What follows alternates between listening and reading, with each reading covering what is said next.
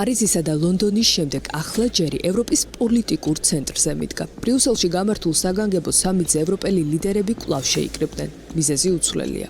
კონტინენტის თავდაცვის უნარიანობის გაზრდისა და უკრაინის გაძლიერებასთან დაკავშირებით გადაწყვეტილებების მიღების გარდაუვალი საჭიროება. განსაკუთრებულ დროს განსაკუთრებული ზომებია საჭირო. ეს გადამწყვეტი მომენტია ევროპისათვის და უკრაინისთვის, რომელიც ჩვენი ევროპული ოჯახის ნაწილია. ევროპა აშკარადად თვალსაჩინო საფრთხის წინაშე დგას. სწორედ ამიტომ ევროპას უნდა შეეძლოს საკუთარი თავის დაცვა და ასევე იმის უზრუნველყოფა, რომ უკრაინას შეეძლოს თავდაცვა და სამართლიანი და მდგრადი მშვიდობისთვის ხელის შეწყობა. ამ მიზნის მისაღწევად ევროკომისიამ კონტინენტის გადაიარაღების გეგმა შეადგინა, რომელიც საგანგებო სამიტზე ევროპელ ლიდერებს ურსულა ფონ დერ ლეიენმა კიდევ ერთხელ წარუდგინა. ევროკომისიის პრეზიდენტის განმარტებით გადაიარაღების გეგმისთვის მომდევნო 4 წლის განმავლობაში 800 მილიარდი ევროს მობილიზებაა დაგეგმილი, რომლის დიდი წილიც სამხედრო შეიარაღების წარმოებაზე დაიხარჯება. ევროკავშირის გადაიარაღების გეგმა ამერიკის მხარდაჭერის გარეშე დარჩენილი უკრაინის სამხედრო აღჭურვილობით მომარაგებასაც ითვალისწინებს, რათა რუსული აგრესიის ევროკავშირის ტერიტორიაზე გავრცელების პრევენცია მოხდეს.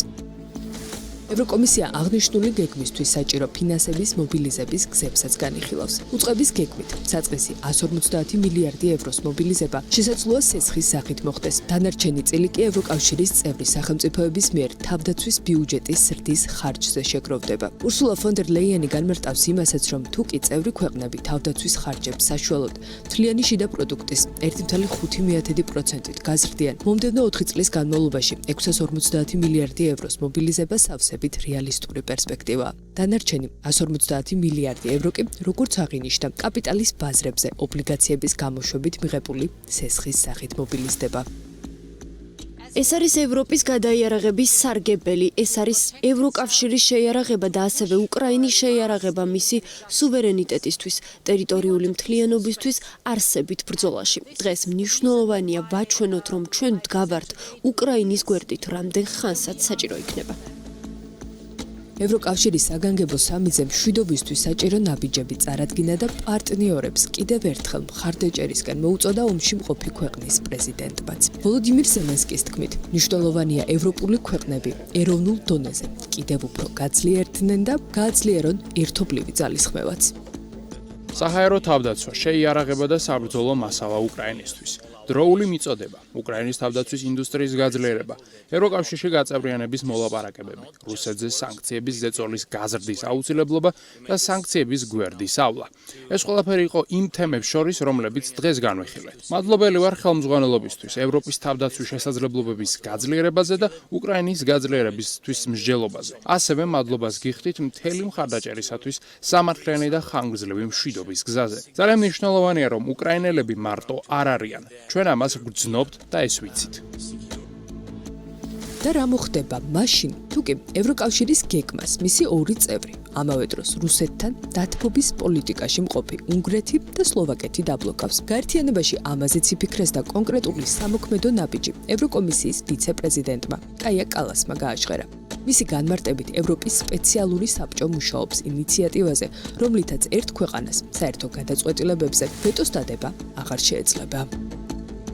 მე არ ვილაპარაკებ უნგრეთის სახელით. ჩვენ კვლავ ვცდილობთ, რომ 27 ლიდერის ერთობა გქონდეს და თუ ეს შეუძლებელია, მაშინ უნგრეთს შეუძლია თავისი სახელით ილაპარაკოს. ურბანი თავის სახელით უკვე ალაპარაკდა. ემანუელ მაკრონთან ელისეის სასახლეში გამართული შეხვედრის შემდეგ მან განცხადება გაავრცელა, სადაც აღნიშნა, რომ მხარს უჭერს ევროპული თავდაცვითი შესაძლებლობების გაძლიერებას. მისივე განმარტებით, ეს აუცილებელია მაშინაც კი, როცა მშვიდობის პირობებზე ევროკავშირის წევრ ქვეყნებს შორის უთანხმოება არსებობს. უნგრეთის პრემიერ-მინისტრმა ხაზი გაუსვა იმასაც, რომ ამ ძალისხმევამ ბლოკის წევრების შესაძლებლობები უნდა გააფართოვოს და არა ბრიუსელელი ბიუროკრატების. ვინ ებრძვის ახლა მთელი ევროპის უსაფრთხოებას, ორბანს ეს აღარ დაუკონკრეტებია. სამაგიეროდ მის ხსენებას არ მორიდებია პოლონეთის პრემიერ-მინისტრი, რომელმაც ხაზგასმით თქვა, რომ ევროპა მზად არის კონტინენტურ უსაფრთხოებაზე პასუხისმგებლობა აიღოს და რუსეთთან შეიარაღების ბრძოლაში ჩაერთოს. დარწმუნებული ვარ, რომ რუსეთი წააგებს ამ რბოლას, როგორც საბჭოთა კავშირმა წააგო 40 წლის წინ. ეს უბრალოდ დიდი კონფლიქტის თავიდან არიდების ერთადერთი გზაა. დღეს არ გვაქვს ზედმეტად ოპტიმისტურად ყოფნის მიზეზი, მაგრამ დარწმუნებული ვარ, რომ ეს გარდამტეხი მომენტია, როდესაც ევროპამ გაიაზრა თუ რა პასუხისმგებლობა აკისრია მას. ევროპამ პასუხისმგებლობაც იგრძნო და ისევ პოლონეთის პრემიერს რომ დავეყრდნოთ, მან მართლა გამოიღვიძა. მაღვიძარის როლი კი ჩრდილოეთიდან მომავალ საფრთხეზე მეტად შტატების ახალი ადმინისტრაციის იზოლაციონისტურმა პოზიციამ იტვირთა.